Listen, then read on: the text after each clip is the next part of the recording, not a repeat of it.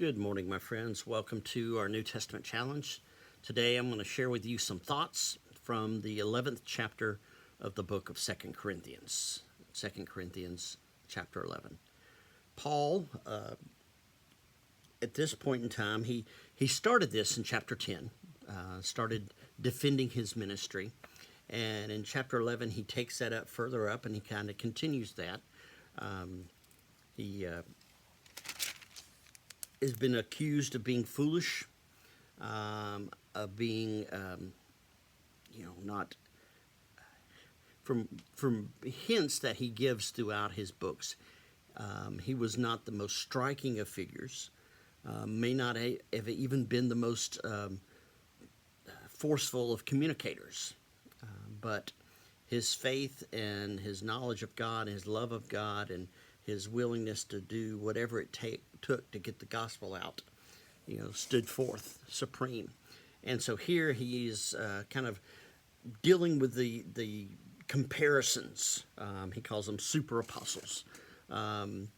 He says, I humbled myself so that, you would have the word. There were times when, I took money from other churches to survive so you wouldn't have to. So I could spend more time with you, sharing the gospel and teaching you and pouring myself into you. And then he talks about his sufferings as an apostle. He said, all right, if you're not going to take my intellectual recommendation, my intellectual background, then here's how I have suffered in order to get the word to you. And so he talks about his shipwrecks and his beatings and all this other stuff, times he was in prison.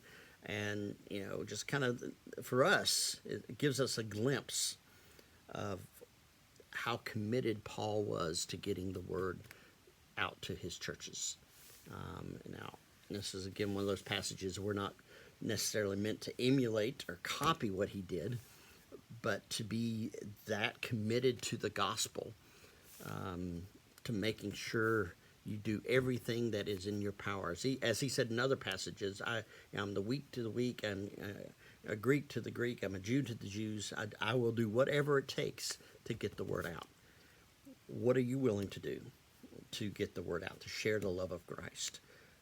How will you commit yourself to what God has called you to do? It's a question to ponder as we go through this week. Take care, my friends. We'll talk to you tomorrow.